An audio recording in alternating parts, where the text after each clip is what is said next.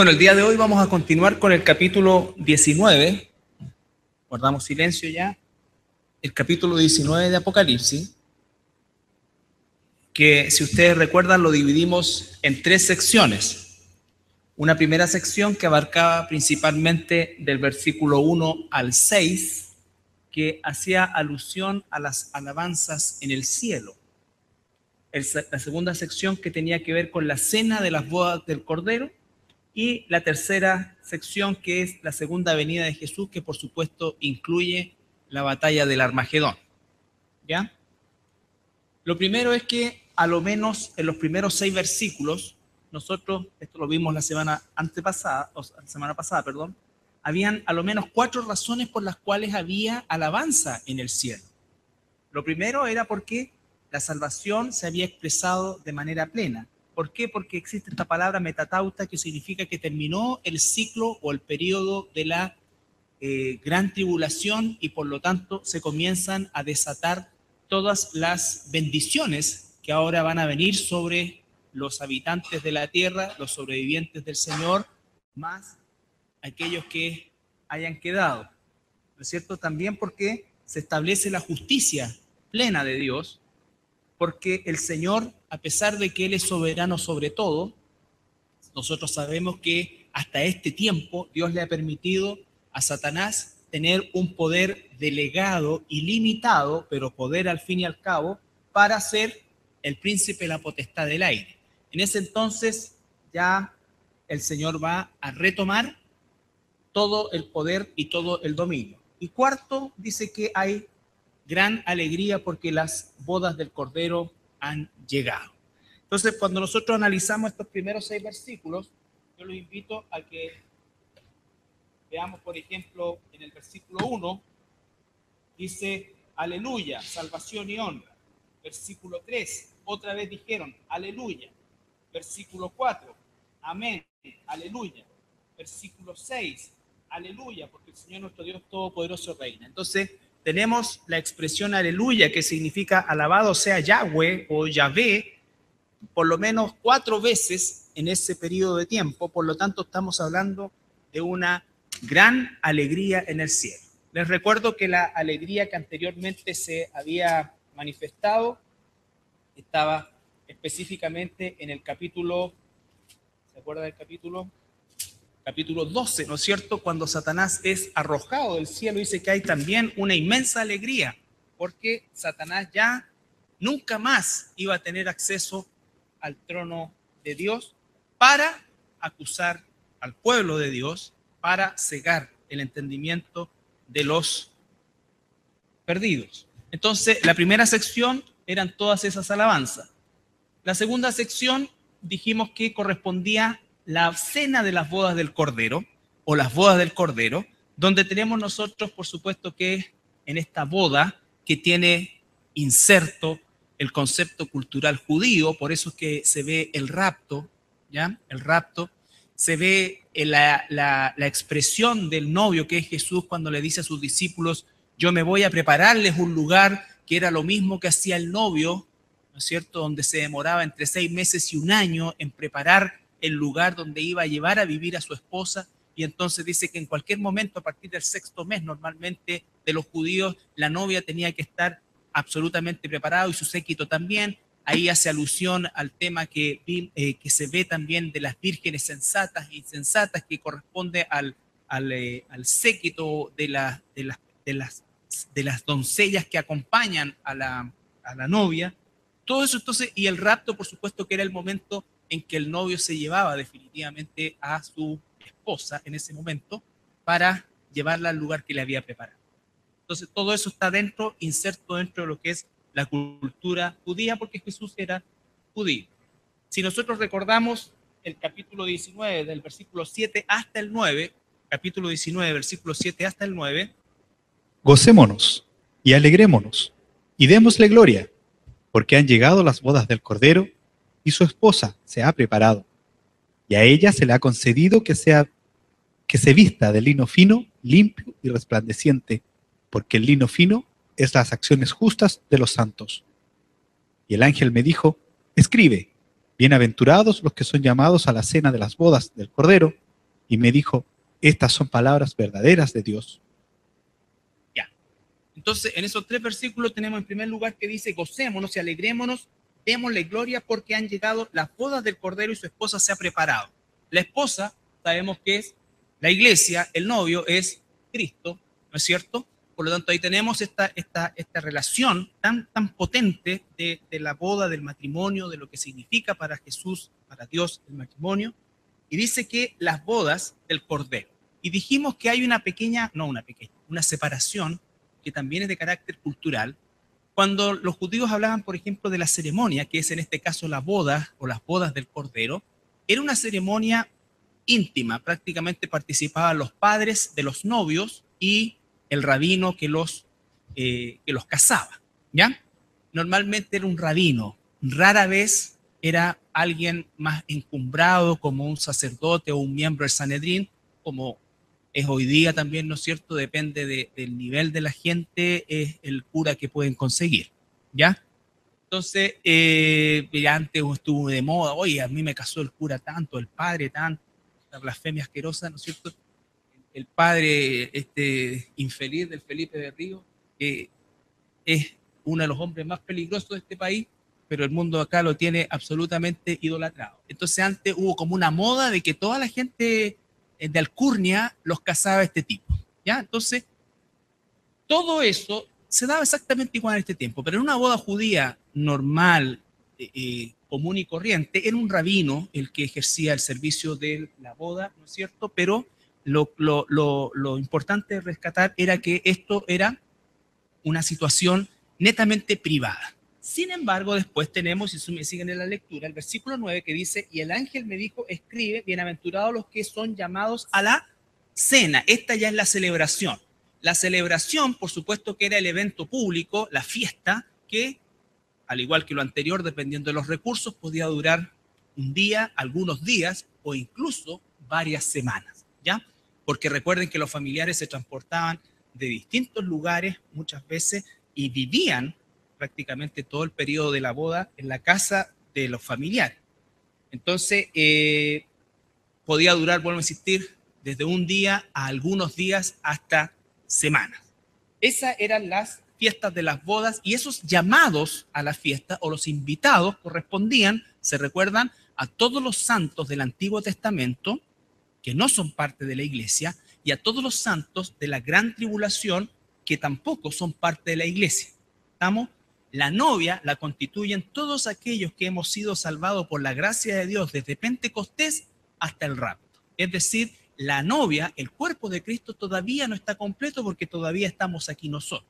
Cuando se complete ese cuerpo va a ser sacado, dice que vamos a ser recibidos en las nubes del cielo y vamos en primer lugar a pasar por el tribunal de Cristo, que lo vamos a ver la próxima semana, y después las bodas y la cena.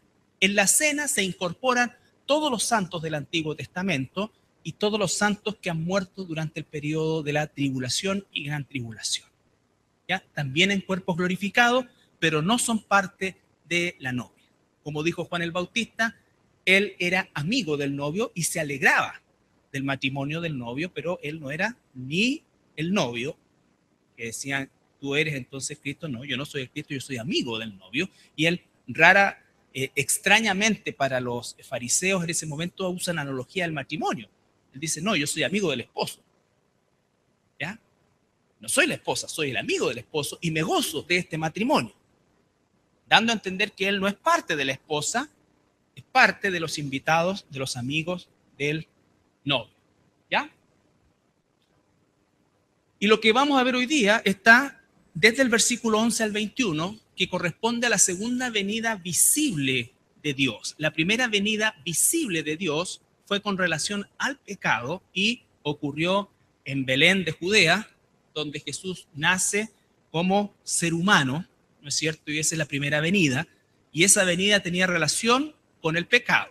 La segunda venida ya no tiene relación con el pecado, sino que él dice que viene a buscar a los que le esperan y a hacer un juicio.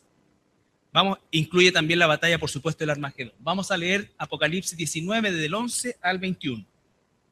Entonces vi el cielo abierto, y he aquí un caballo blanco, y el que lo montaba se llamaba Fiel y Verdadero, y con justicia juzga y pelea. Sus ojos eran como llama de fuego, y había en su cabeza muchas diademas, y tenía un nombre escrito que ninguno conocía sino él mismo. Estaba vestido de una ropa teñida en sangre, y su nombre es el Verbo de Dios. Y los ejércitos celestiales, vestidos de lino finísimo, blanco y limpio, le seguían en caballos blancos. De su boca sale una espada aguda, para herir con ella a las naciones, y él las regirá con vara de hierro. Y él pisa el lagar del vino de furor y de la ira del Dios Todopoderoso. Y en su vestidura y en su muslo tiene escrito este nombre: Rey de Reyes y Señor de Señores. Y vi a un ángel que estaba en pie en el sol, y clamó a gran voz, diciendo: a todas las aves que vuelan en medio del cielo, venid y congregaos a la gran cena de Dios, para que comáis carnes de reyes y de capitanes, y carnes de fuertes, carnes de caballos y de sus jinetes, y carnes de todos, libres y esclavos, pequeños y grandes. Y vi a la bestia, a los reyes de la tierra y a sus ejércitos, reunidos para guerrear contra el que montaba el caballo y contra su ejército.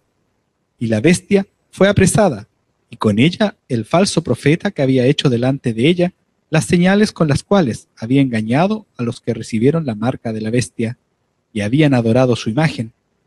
Estos dos fueron lanzados vivos dentro de un lago de fuego que arde con azufre, y los demás fueron muertos con la espada que salía de la boca del que montaba el caballo, y todas las aves se saciaron de las carnes de ellos. Entonces ahí tenemos la segunda parte, o la tercera parte, o la tercera sección en que hemos dividido este capítulo, y encontramos la segunda venida visible de nuestro Señor Jesucristo. Ahora, esta segunda venida está profetizada ampliamente en la Escritura. Nosotros, por ejemplo, cuando, o mejor dicho, podemos entender un poco mejor, no justificar, pero entender un poco mejor la conducta de los judíos, de los fariseos, de los religiosos de la época de Jesús, no quita en nada, digamos, su maldad propia, pero ellos tenían bases bíblicas también para creer en un Mesías con las características con las que ellos pensaban que tenía que venir. Si nosotros analizamos, por ejemplo, los pasajes que habla de un Mesías glorioso, triunfante, victorioso, ¿no es cierto?, que somete a sus enemigos, encontramos así una cantidad de versículos. Encontramos una cantidad mucho menor en relación al Mesías sufriente. Pero ambas situaciones están en la Escritura. Los judíos llegaron a idolatrar, de alguna manera, si lo puedo decir de alguna forma, la figura de este Mesías triunfante. ¿Por qué? Por la situación en la que ellos estaban viviendo. Pero no estaban siendo tampoco antibíblicos. Recuerden que ellos no tenían el posterior y muy posterior y casi final el día de hoy, que nos permite entender que todos los pasajes mesiánicos que se encuentran en el Antiguo Testamento, especialmente en el libro de Isaías, de Ezequiel, de Zacarías, de Jeremías, ¿no es cierto?, que hablan de este Mesías triunfante, de Joel, dominando, aplastando a sus enemigos, el lagar, dice, de la ira también de sus enemigos, las mismas palabras que usa en Apocalipsis. Ellos tenían estas razones bíblicas para esperar este Mesías. Entonces estaban tan envueltos en esa forma de pensar y habían anulado tanto lo otro, que efectivamente cuando apareció Jesús no se ajustó a lo que ellos ya habían hipertrofiado en una manera idólatra, haciendo de lado todo esto de que Jesús tenía que primero, el Mesías, pagar por el pecado antes de poder imputarnos salvación. La liberación que Jesús vino a hacer la primera vez fue una liberación del pecado, del yugo del pecado, de las consecuencias del pecado. No fue una liberación de carácter nacional hacia Israel, ni tampoco de la opresión para la humanidad. No. De hecho, quien más va a oprimir a la humanidad es el mismo Dios durante este periodo de 7 años. ¿Ya?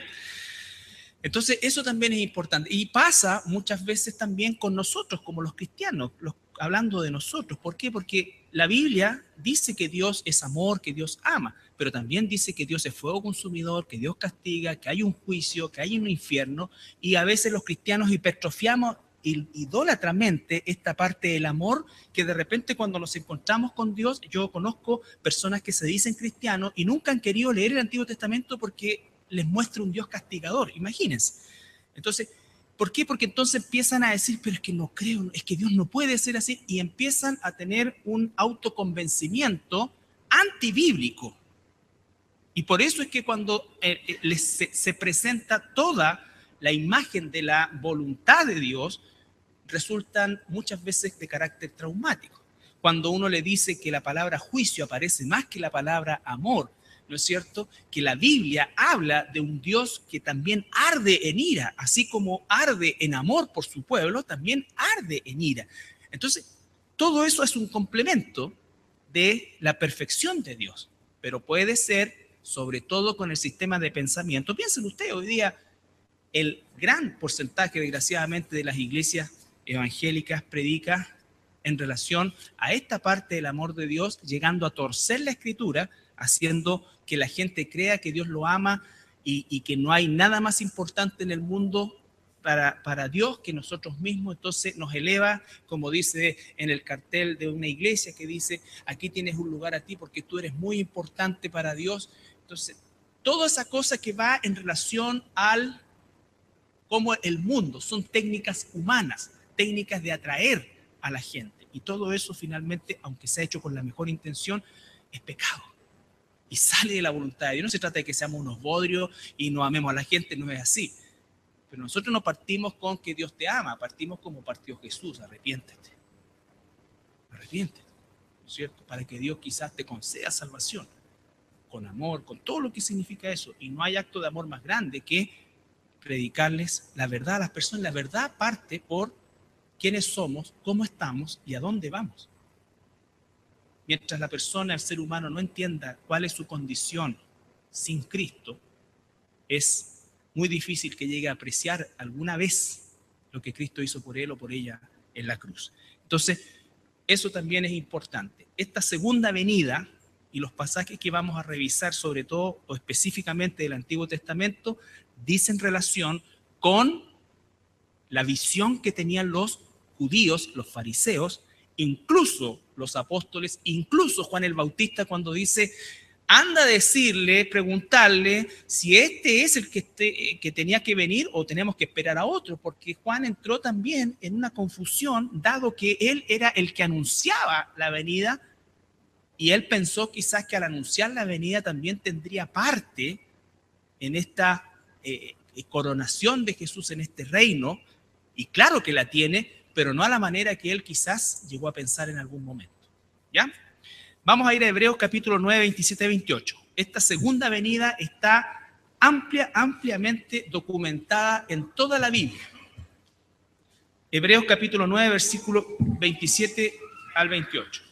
Y de la manera que está establecido para los hombres que mueran una sola vez, y después de esto el juicio, así también Cristo fue ofrecido una sola vez para llevar los pecados de muchos, y aparecerá por segunda vez, sin relación con el pecado, para salvar a los que le esperan.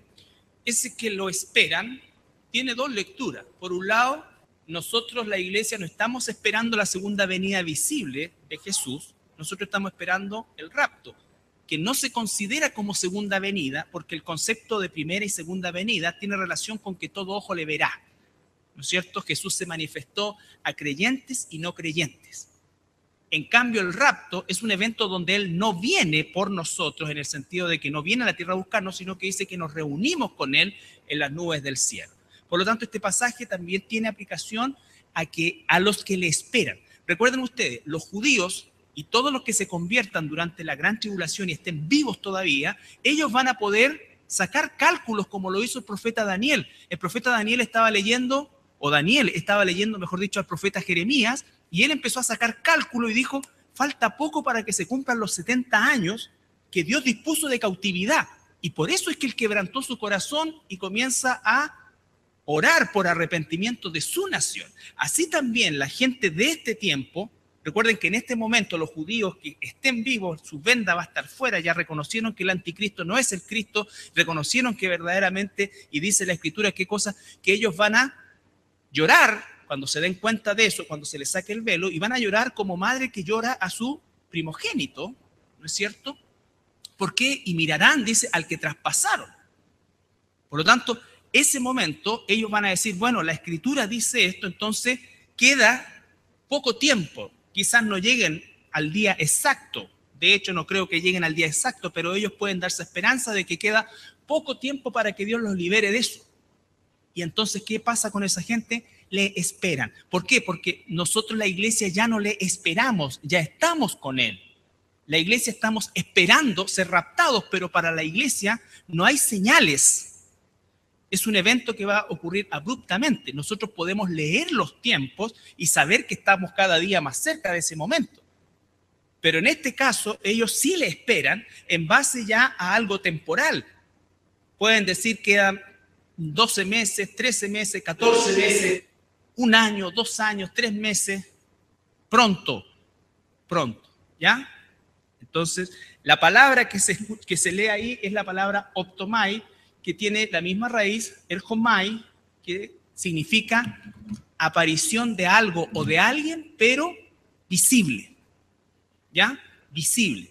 Que es distinto, por ejemplo, de lo que vamos a revisar también, que es la palabra parousia, que es presencia. Por ejemplo, cuando el Espíritu Santo vino a nosotros, esa es una verdad, pero nosotros no vimos al Espíritu Santo, no lo vimos, ¿no es cierto? Sin embargo, sabemos que está, es su presencia.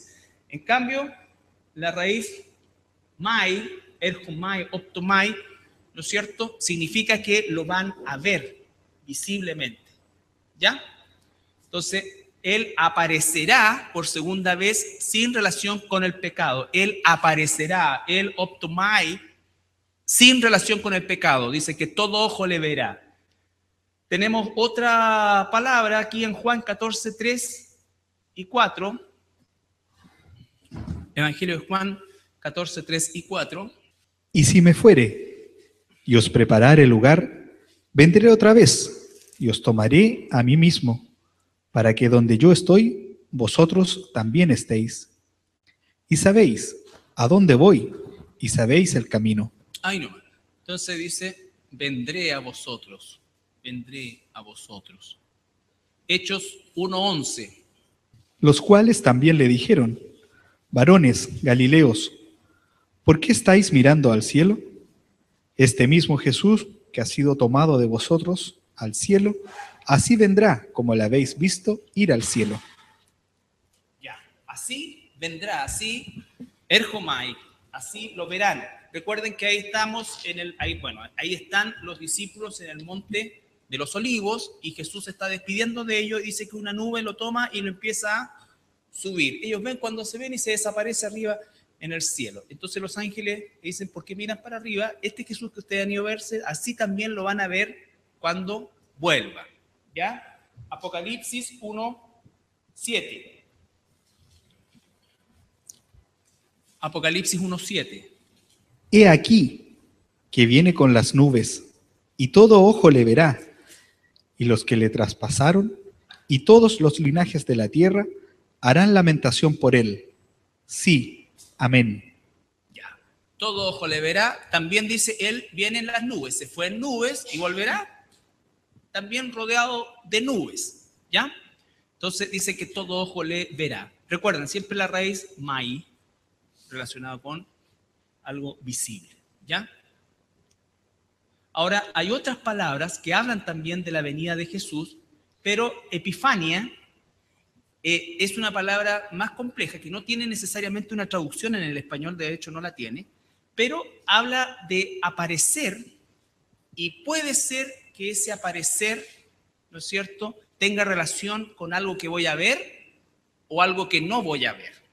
Ya es un poco complicado, pero es un poco como lo vamos a ver, por ejemplo, aquí en 1 Timoteo 6:14.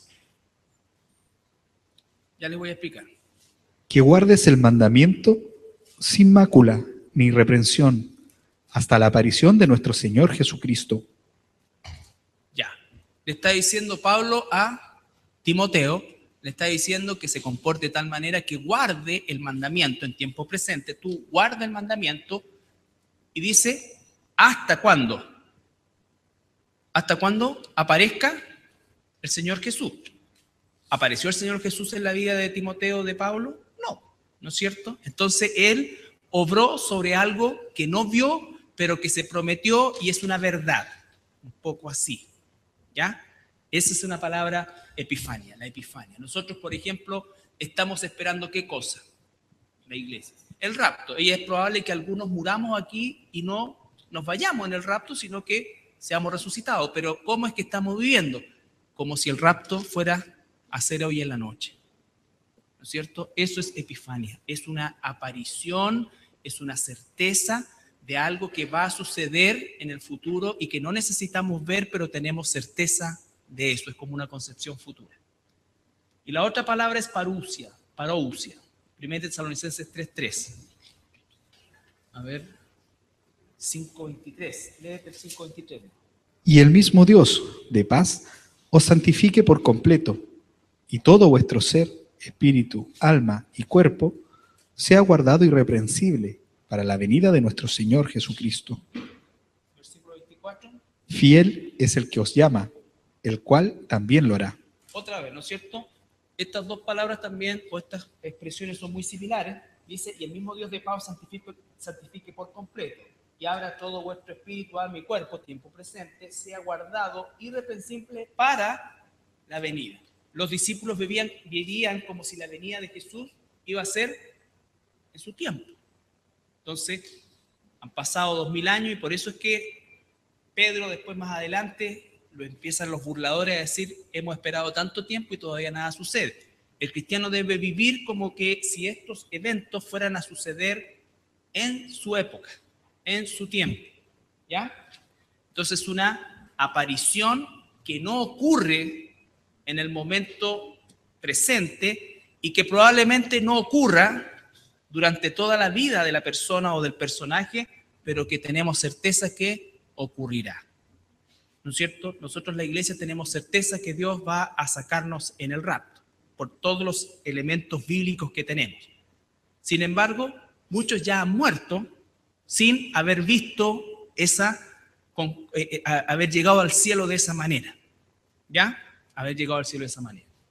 Bueno, todo esto para decirles que efectivamente el concepto de la aparición de el Señor Jesucristo y el regreso del Señor Jesucristo está ampliamente difundido en toda la Escritura. Esa es una certeza que todo cristiano debe tener.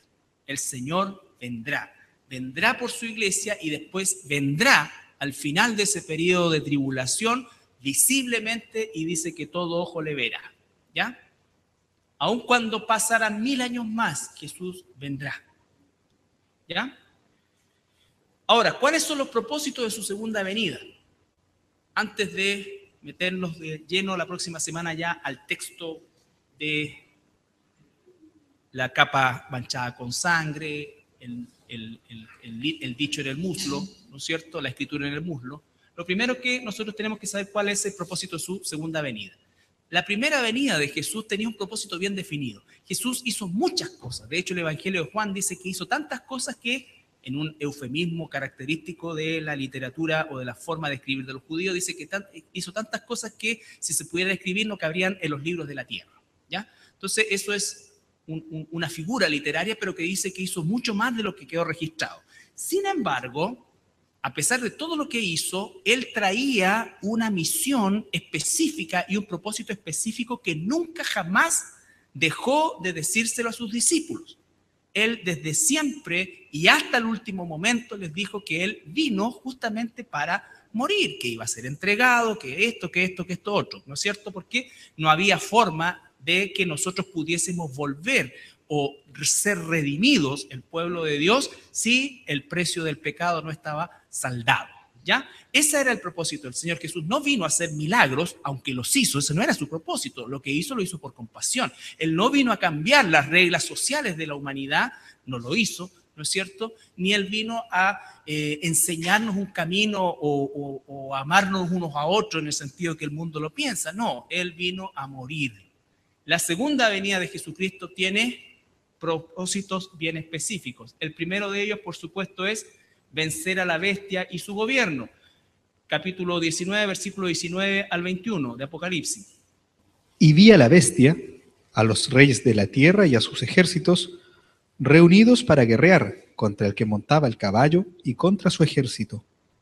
Y la bestia fue apresada, y con ella el falso profeta que había hecho delante de ella las señales con las cuales había engañado a los que recibieron la marca de la bestia y habían adorado su imagen.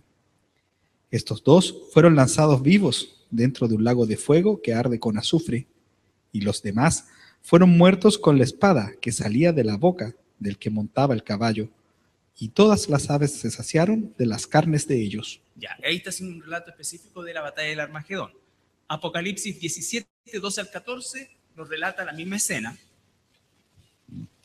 con menos detalle, pero la misma escena. Y los 10 cuernos que has visto son 10 reyes, que aún no han recibido reino, pero por una hora recibirán autoridad como reyes, juntamente con la bestia.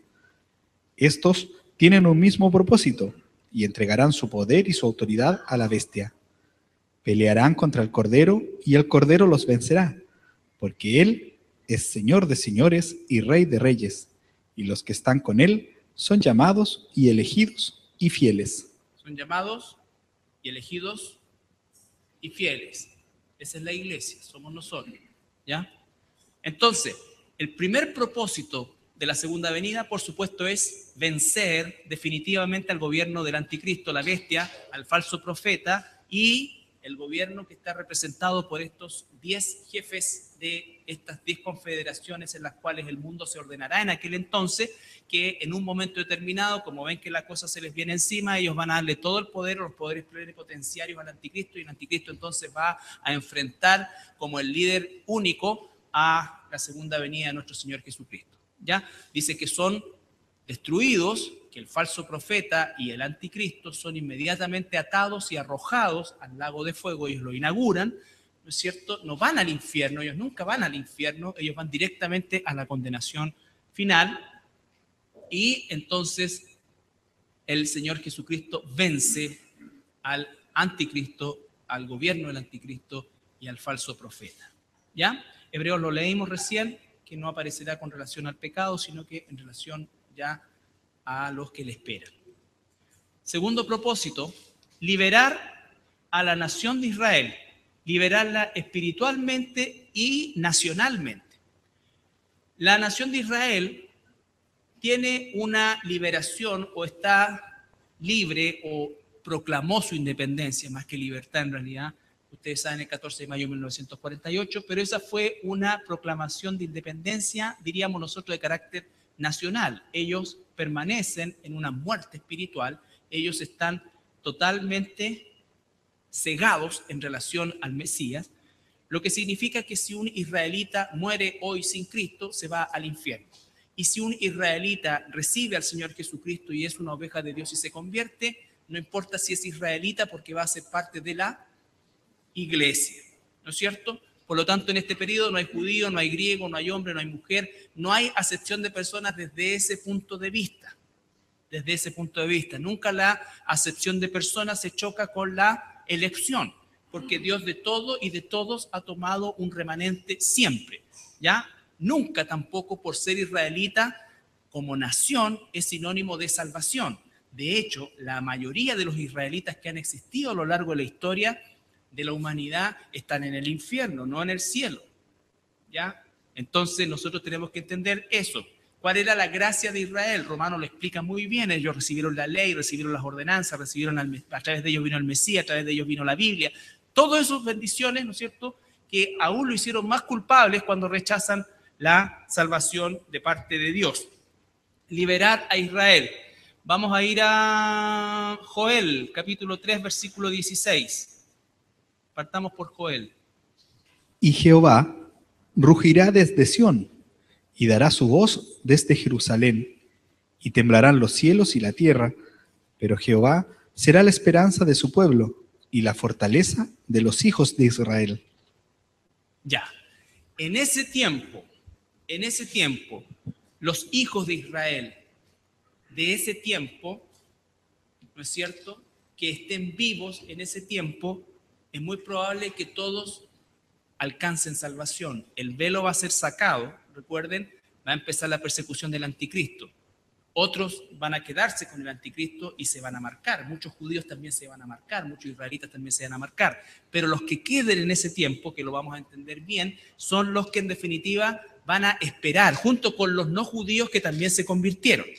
Son ese remanente que va a esperar. Supongamos, la tierra hoy día tiene 7.000 millones de habitantes más o menos. Supongamos que después del rapto queden, seamos optimistas, 6.000 millones, que 1.000 millones se vayan con el Señor.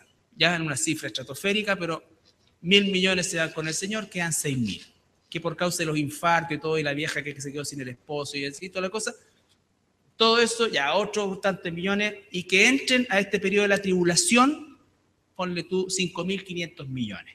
Durante todo el periodo de la tribulación va a morir muchísima gente, ponle que al final de esos 5.500 millones o 5.000 millones queden 300 millones, lo cual significa una mortandad, pero inédita en un corto periodo de tiempo, ¿ya?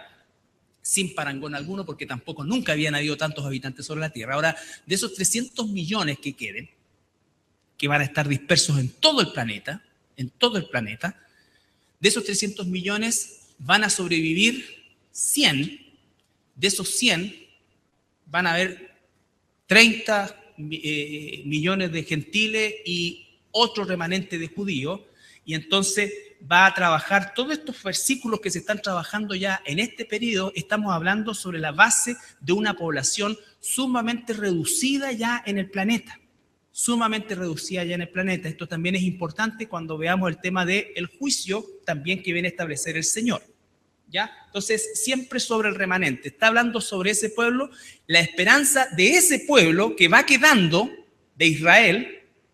Dios, ¿no es cierto?, se está refiriendo a esa esperanza, Joel, de ese pueblo. No del pueblo de Israel de hoy. El Israel de hoy no está esperando al Mesías bíblico. Él está esperando inconscientemente, su Mesías va a ser el anticristo, porque ellos están esperando la liberación del total territorio de Jerusalén, está esperando, ¿no es cierto?, que se firme ese tratado de paz y están esperando prosperar y progresar económicamente en el mundo. Esa es la esperanza que tiene Israel el día de hoy, dicho sea de paso, es la esperanza de todos los países del mundo. Pero no es eso esperanza, porque en ese momento el remanente, imagínense ustedes, ¿qué esperanza pueden tener que no sea la esperanza de Dios? Zacarías 12, 7 al 9. Versículo 7 al 10. Perdón, búsquelo todo y preste atención a la lectura, porque tiene que enfocarse en este tiempo. Piense usted, cuando los fariseos leían Zacarías, porque ellos leían Zacarías, ¿qué imaginaban? Y librará Jehová las tiendas de Judá primero, para que la gloria de la casa de David y del habitante de Jerusalén no se engrandezca sobre Judá. En aquel día Jehová defenderá al morador de Jerusalén, el que entre ellos fuere débil. En aquel tiempo será como David, y la casa de David como Dios, como el ángel de Jehová delante de ellos. Y en aquel día yo procuraré destruir a todas las naciones que vinieren contra Jerusalén. Hasta ahí, ¿no es cierto?, un fariseo podía perfectamente estar pensando en que el Mesías que ellos estaban esperando tenía que cumplir esto. Oprimidos por los griegos, oprimidos por los babilonios, oprimidos por los persas, oprimidos por los griegos, oprimidos por los romanos. Por lo tanto, si hay un Mesías, tiene que venir a salvarnos de las constantes opresiones. No es que era un pueblo que de repente lo llevaron cautivo, no, su historia era de opresión y lo sigue siendo. ¿Me entiendes? Por lo tanto, todo esto no tuvo cumplimiento ni va a tener cumplimiento en este tiempo, sino que en el tiempo en que Dios vuelva a tratar con Israel en la semana 70. Dice el versículo 10. Y derramaré sobre la casa de David y sobre los moradores de Jerusalén espíritu de gracia y de oración, y mirarán a mí, a quien traspasaron, y llorarán como se llora por hijo unigénito, afligiéndose por él, como quien se aflige por el primogénito. ¿Estamos? Entonces, en aquel día, se está refiriendo a este día. Hoy día los judíos miran a Jesús, no lo miran, menos van a llorar por él.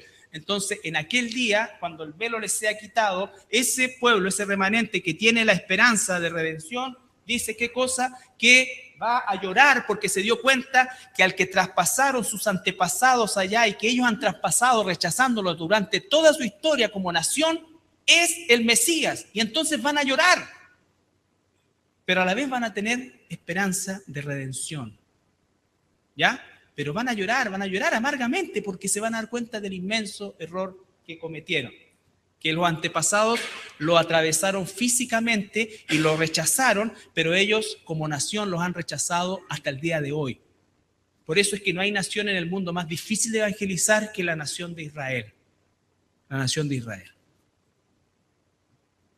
Capítulo 14, versículo 3 y 4. Desde el versículo 1 al 4. He aquí, el día de Jehová viene, y en medio de ti serán repartidos todos tus despojos, porque yo reuniré a todas las naciones para combatir contra Jerusalén, y la ciudad será tomada, y serán saqueadas las casas, y violadas las mujeres, y la mitad de la ciudad irá en cautiverio, mas el resto del pueblo no será cortado de la ciudad. Después saldrá Jehová y peleará con aquellas naciones como peleó en el día de la batalla. Y se afirmarán sus pies en aquel día sobre el monte de los olivos, que está enfrente de Jerusalén al oriente, y el monte de los olivos se partirá por en medio, hacia el oriente y hacia el occidente, haciendo un valle muy grande, y la mitad del monte se apartará hacia el norte, y la otra mitad hacia el sur. Ya, eso no ha ocurrido. ¿No es cierto? No ha ocurrido semejante división de tierra. Dice que va a ocurrir en ese tiempo. Por eso es que el Señor le dice a los judíos o a los israelitas en ese tiempo, huyan a los montes. Se está refiriendo a la colina montañosa que está en el Monte de los Olivos. El Monte de los Olivos es uno de los muchos montes que hay. Lo más probable es que cuando Jesús coloque sus pies, dice que va a haber un terremoto y se va a partir. Entonces, de la ciudad de Jerusalén al Monte de los Olivos o a esa cadena de monte, hay un valle, ¿no es cierto? Y ese valle seguramente se va a hundir mucho más.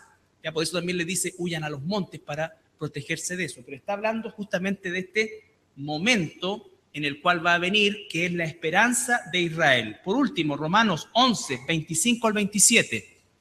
Porque no quiero, hermanos, que ignoréis este misterio, para que no seáis arrogantes en cuanto a vosotros mismos, que ha acontecido a Israel endurecimiento en parte, hasta que haya entrado la plenitud de los gentiles. Y luego todo Israel será salvo, como está escrito. Vendrá de Sión el libertador, que apartará de Jacob la impiedad. Y este será mi pacto con ellos, cuando yo quite sus pecados. Ese todo Israel será salvo se está refiriendo al remanente de ese tiempo, a todo el remanente de ese tiempo. Parte final de la segunda mitad de los 7 años de la semana 70 de la profecía de Daniel, ¿no es cierto?, que corresponde al periodo que llamamos nosotros la gran tribulación. La tribulación llamamos los 7 años, la gran tribulación la segunda mitad. ¿Por qué? Porque los juicios más severos de parte de Dios ocurren en esa segunda mitad. Ese remanente que sobreviva en ese entonces, ¿no es cierto?, son ese remanente que dice que todo Israel va a ser salvo. Ese es el todo Israel. No es un pasaje que se aplique a hoy, no es un pasaje que se aplicó antes, es un pasaje que está exclusivamente puesto ahí cuando Dios haga cuentas con Israel y finalmente dice qué cosa, que quite el pecado de ellos. ¿Ha quitado el pecado de ellos hoy día? No. ¿Cuál pecado? El no reconocer al Mesías. Porque podríamos decir, ellos son pecadores, sí, nosotros también somos pecadores, pero ¿cuál es el pecado? El pecado que finalmente te condena es el no reconocer a Jesús como el Mesías, como quien es. ¿Ya? Entonces, propósito 1, vencer a la bestia, su gobierno. Propósito 2, liberar, ahí sí, espiritual y nacionalmente. Espiritualmente porque le saca la venda y nacionalmente porque el milenio se va a desarrollar desde Israel con un gobierno en Jerusalén, con Jesucristo gobernando con vara de hierro y con todo lo que vamos a ver en el tiempo del milenio. Tercer propósito, venganza de los que rechazaron el Evangelio, específicamente los que rechazaron el Evangelio en el periodo de 7 años de tribulación y gran tribulación. a los que rechazaron el Evangelio a lo largo de toda la historia hasta hoy van a ser juzgados en el trono blanco. ¿Estamos? Entonces siempre remitido al periodo de los 7 años. Y juzgar a las naciones. Mateo 25, 31 al 33. Los otros pasajes los leen antes de ver el resumen del Festival de Viña. Isaías 2, 19 al 21. Y Joel 3, 1, 2. Son importantes leerlos, pero vamos a centrarnos por tiempo en Mateo 25, 31 al 33. Cuando el Hijo del Hombre venga en su gloria, y todos los santos ángeles con él, entonces se sentará en su trono de gloria, y serán reunidas delante de él todas las naciones, y apartará los unos de los otros, como aparta el pastor las ovejas de los cabritos. Y pondrá las ovejas a su derecha, y los cabritos a su izquierda. Ya, hasta ahí nomás, porque después vamos a ver la próxima semana en detalle ese juicio con otros pasajes también. Esto significa, al final del periodo de tiempo, una vez que termina la batalla del Armagedón, el Señor se va a sentar en su trono. ¿Dónde? ¿En el cielo? No, en Jerusalén se va a sentar en su trono y va a hacer el juicio a las naciones. Eso significa, tengo una motricidad fina horrible, eso significa, ¿qué cosa? Que de estos sobrevivientes, recuerda que habíamos dicho, supongamos 100 millones de sobrevivientes, que no murieron físicamente, ¿ya? De esos 100 millones va a haber gente, o quizás menos, pero va a haber gente, pongamos que sean 100 millones, van a haber, por ejemplo, 20 millones que se marcaron con la marca de la bestia. Dios los va a tomar y los va a dejar al lado izquierdo. Ellos son los cabritos. Personas que tampoco se marcaron, pero que rechazaron igual a Jesús, de alguna manera, ¿no es cierto? ¿Para pescarlo? Para este lado de acá. Y las ovejas, todos aquellos que resistieron y que vivieron, ¿no es cierto? Y que guardaron la fe hasta el final. Recuerden que cuando la palabra dice el que persevere hasta el fin será salvo, se está refiriendo a ese momento en el cual ellos tienen que resistir para no ser marcados. Entonces, esos son las ovejas. Ese es el juicio a las naciones. Este grupo de 10 millones, de 5 millones, de 1 millón, suponte tú, de sobrevivientes en el planeta, van a ser todos llevados a Jerusalén y van a ser juzgados. Y entonces, aquellos que son cabritos son arrojados al infierno y los que son ovejas van a entrar al reino como seres humanos. Y a ese grupo indeterminado de personas se les van a sumar los que el Señor tiene guardados y protegidos, que son israelitas de las 12 tribus que están guardados y resguardados en alguna parte del desierto. ¿Ya? Y entonces ellos son los habitantes humanos que van a comenzar el siguiente ciclo de la historia humana, que es el milenio, donde el Señor Jesucristo va a gobernar desde Jerusalén con vara de hierro.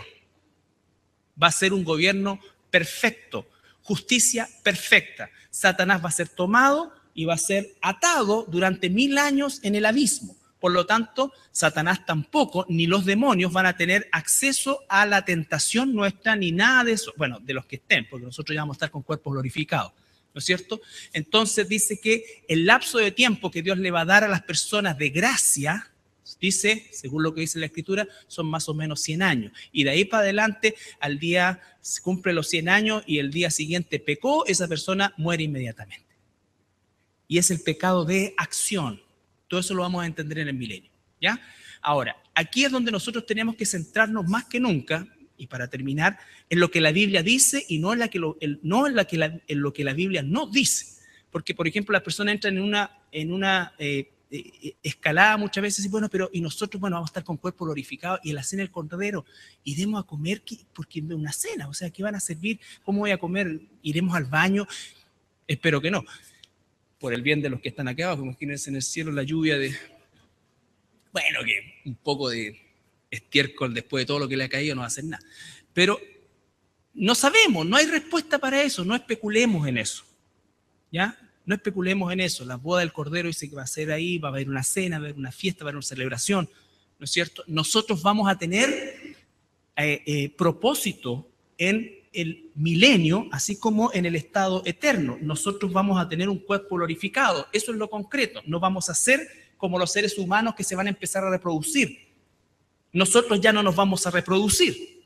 Los que se van a reproducir son los seres humanos que sobrevivieron y ellos van a repoblar el planeta. Va a volverse al estado inicial. Las mujeres en ese entonces no van a tener dolores de parto, van a tener partos múltiples seguramente, va a ser otro tipo de cosa y Jesús va a regir de manera dictatorial desde Jerusalén, ¿ya?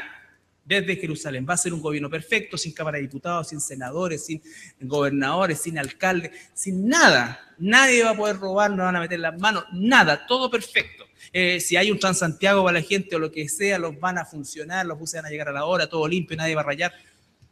Todo perfecto. Todo perfecto. Ese es el último ciclo antes de lo que viene después, que es el estado eterno, ¿ya? Pero antes de eso hay un juicio de las ovejas y de los cabritos. Juicio en el que la iglesia no participa, porque nosotros ya fuimos salvados. Por eso, bienaventurados los que tenemos parte en la primera resurrección, porque ya el pecado nunca más va a tener asidero sobre nosotros. Aunque estuviera el diablo suelto, aunque estuviera, ¿no es cierto?, él todavía gobernando, no tiene parte con nosotros, como dijo Jesús, no tiene parte conmigo. ¿Ya? ¿Alguna pregunta? La próxima semana vamos a ver la batalla ya del Armagedón.